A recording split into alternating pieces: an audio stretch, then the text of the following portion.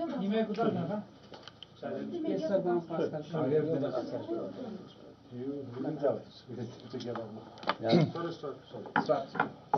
Press बंधुओं को नमस्कार।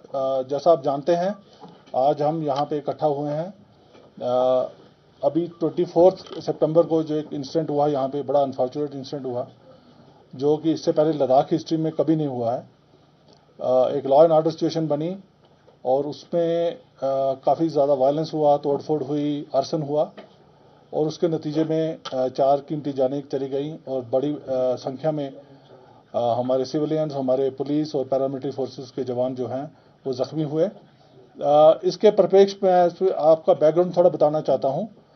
आप सभी जानते होंगे कि लद्दाख यूटी बनने के बाद यहाँ पे एक पॉलिटिकल डिमांड रही है 6 शेड्यूल की या स्टेटहुड की। तो उस सिलसिले में यहाँ पे जो 2 बॉडीज़ हैं, अपेक्स बॉडी ले और केडीए करगिल, उनका सेंट्रल गवर्नमेंट के साथ एक लंबा टॉक्स का सिलसिला चल रहा है।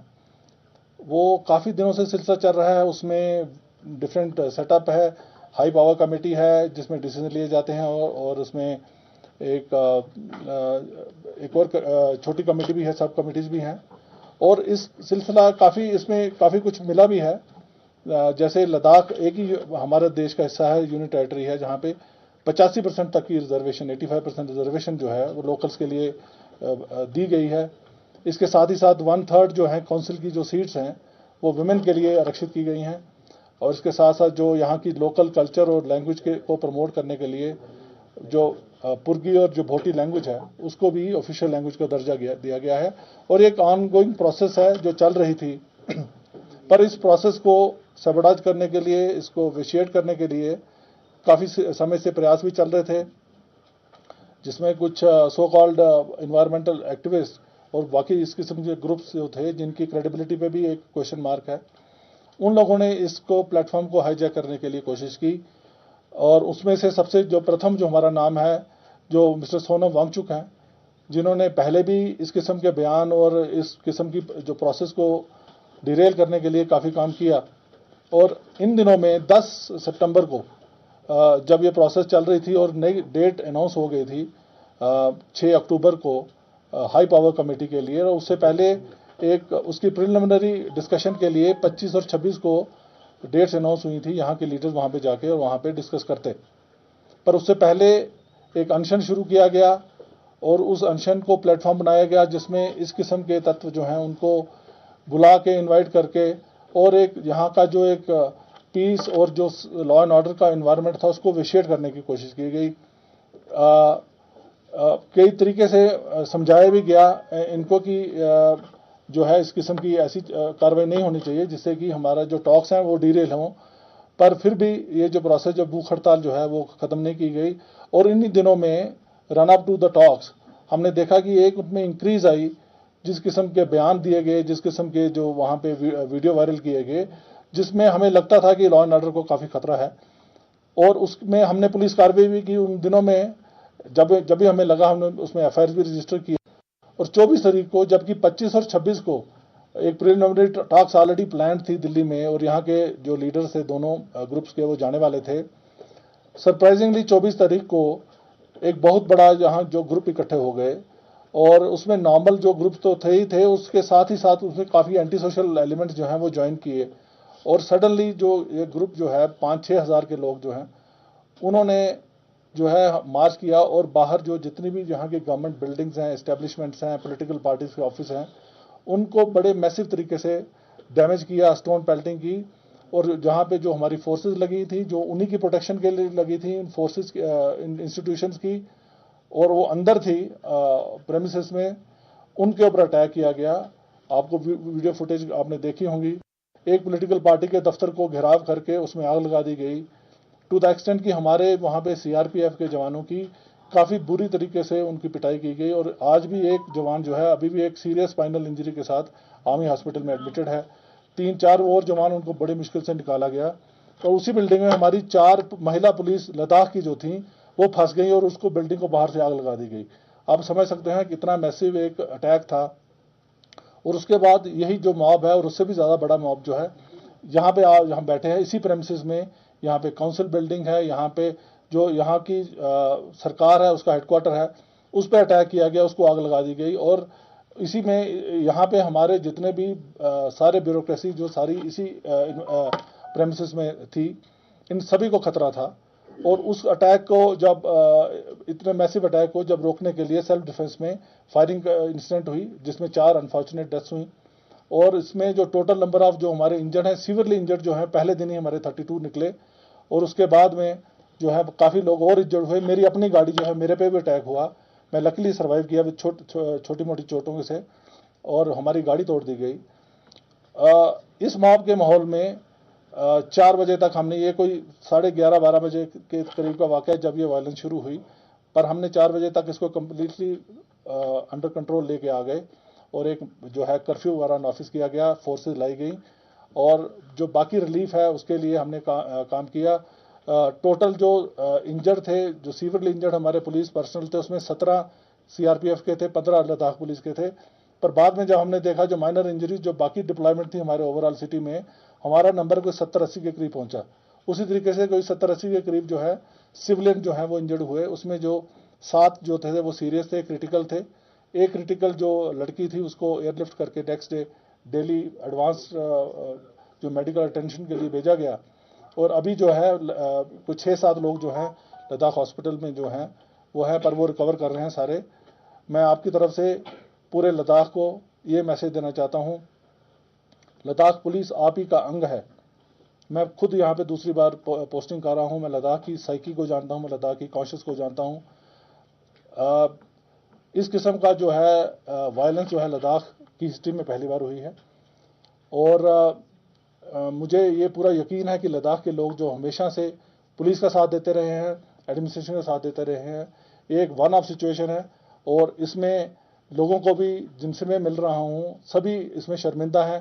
किसी ने एंटिसिपेट नहीं किया था इस किस्म की वायलेंस होगी।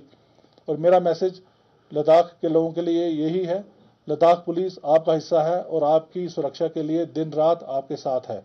हमने हमारा एक अपना हिस्ट्री है, एक सागा है हमारे सेक्रीफाइस का। इसी साल हमने 3 डिफरेंट इंसिडेंट्स में 2 हमारे कांस्टेबल और एक हमारा इंस्पेक्टर शहीद हुआ है लोगों को बचाते हुए।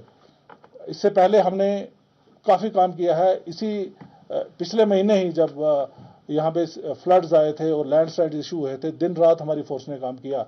उससे पहले मार्च में सडनली जब एक यहाँ पे स्नोफॉल हो गया और हमारे को 200-300 के करीब गाड़ियाँ जो थी वो खरदुंगला चांगला पास के ऊपर फंस गई थी। पूरी रात हमने सर ऑपरेशन लगा के लोगों को खींचा और बाहर निकाला सुरक्षित, कोई भी उसमें कैजुअल्टी नहीं हुई हमारी। मैं ये कहना चाहता हूँ कि आप पुलिस आपके साथ है, आपके लिए 24/7 काम करने के लिए खड़ी है।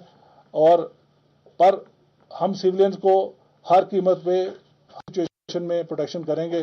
पर जो लोग हमारे इस पीस और हार्मनी को डिसरप्ट करने की कोशिश करेंगे या कोई ऐसे एंटी सोशल एलिमेंट्स, उनके साथ हम सख्ती से निपटेंगे। मैं ये भी क्लियर करना चाहता हूँ। स्पेशल मैसेज है हमारे यूथ के लिए। हम यूथ जो है, यहाँ का यूथ हमारा एक फ्यूचर है।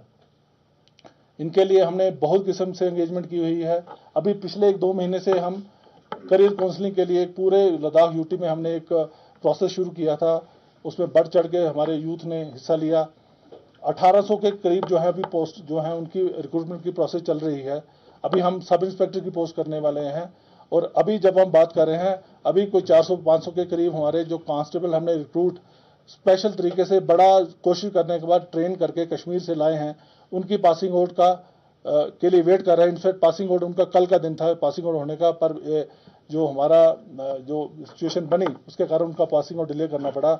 मैं ओपन आर्म्स के साथ अपने यूथ को कहना चाहता हूँ, हम आपका हिस्सा हैं और हम आपको इन्वॉल्व करना चाहते हैं लद्दाख की प्रोटेक्शन के लिए। हम चाहते हैं आप एज ए पुलिस फैमिली हमें ज्वाइन करें और बाकी जो गवर्नमेंट जॉब जो अभी आने वाली हैं 1800 के करीब, उसमें पार्टिसिपेट करें। किसी भी एंटी सोशल एलिमेंट के पास ऐसे लोगों की बातों में मत आइए जिनका अपना एक एजेंडा है, जो आपको एज ए टूल यूज करते हैं और आपके भविष्य को खतरे में डालने की कोशिश करते हैं। Thank you. एक सवाल जमाल साहब ये है कि सोनम वांगचुक के खिलाफ एक एनएसए लगाया गया है और रिपोर्ट्स आ रही हैं कि उनको जोधपुर जेल शिफ्ट किया गया है। ये क्यों किया गया, क्या चार्जेस उनके खिलाफ हैं, अगर आप उसको एलैबोरेट करें। और एक सवाल और कि गवर्नर साहब जो हैं कविंदर गुप्ता, उन्होंने बोला कि एक फॉरेन कॉन्स्पिरेसी है। अभी एनडीटीवी पे इंटरव्यू दिया, तो इन्वेस्टिगेशन में क्या सामने आया? देखिए, कुछ इन्वेस्टिगेशन जो हम अभी तक आपको बता सकते हैं, कुछ ऑब्वियसली हम नहीं बता पाएंगे क्योंकि उसमें एक प्रोसेस चल रही है। जो सोनम वांगचुक का है, अगर आप देखें इनका प्रोफाइल और एक इनकी हिस्ट्री रही है, ये सारा कुछ आपको यूट्यूब में अवेलेबल होगा। जिस किस्म से इंस्टिगेशन वाली उन्होंने बातें की हैं, अरब स्प्रिंग की बात की है, या नेपाल या बांग्लादेश या श्रीलंका की जो इंस्टिगेट करने के लिए उनका एक अपना एजेंडा है।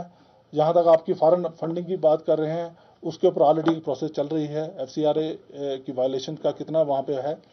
हमने पिछले दिनों जब चलो इस प्लेटफॉर्म में बता देता हूँ, हमने एक पाकिस्तान PIO भी पकड़ा था जो इनके साथ उनकी रिपोर्टिंग करके अक्रॉस भेज रहा था। उसके भी एक हमारे पास रिकॉर्ड है।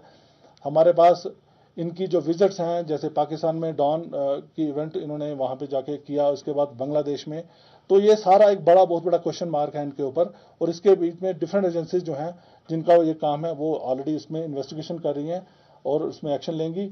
मैं इससे ज़्यादा इस पर और नहीं कह सकता। आपने सर एंटी नेशनल एलिमेंट्स की बात कही आपने, और जो रिपोर्ट्स तमाम निकल के आ रही थी, मैं अमृत प्रकाश हुए NI से, IG साहब ने भी उसको कोट किया कि नेपाल के कुछ एंटी सोशल एलिमेंट्स इसमें शामिल थे। अगर आप कोट कर पाएं, आपके पास कोई इनपुट्स हो, कितने लोग इसमें शामिल थे जो कि विदेश से ताल्लुक रख सकते थे, क्या कोई एंटी नेशनल कॉन्स्पिरेसी यहाँ पर थी? देखिए, ये एक इन्वेस्टिगेशन का विषय है, पर जिस दिन हमारे जो फर्स्ट डे जिस दिन इंजर्ड जो लोग जब शिफ्ट किए गए, उसमें 2 नेपाली जो हैं बुलेट इंजरीज है, 2 की शायद 3 जो है वो नेपाली नेशनल यहाँ पे हॉस्पिटल में एडमिट थे। उसके बाद में हमने कुछ और लोग जो किए, उसमें से उनकी वेरिफिकेशन के बाद शायद 3-4 और ऐसे तत्व निकले हैं। 3 तो कन्फर्म्ड हैं जो कि नेपाल नेशनल थे और जो हॉस्पिटल में एडमिट रहे हैं। जी, देखिए, हम कर्फ्यू के बारे में हमारी सबसे बड़ी चिंता है, इससे पहले मेरी मीटिंग हो चुकी है। हमारा मेन एम है कि शांति बहाली हो जाए, और हम समझ सकते हैं लोगों की परेशानियां भी हैं, और ऑलरेडी हमने इसमें डिसीजन ले लिया है। अभी कर्फ्यू 1 से लेकर 3 बजे तक जो हम स्टैगर तरीके से खोलने वाले हैं, ओल्ड सिटी में अभी खुल जाएगा, और जो चौक से नीचे वाला जो न्यू एरिया है उसमें हम 3:30 से 5:30 तक खोलेंगे। 2-2 सर, ऐसे प्रोटेस्ट जो है काफी जगह पे देखा जा रहा है।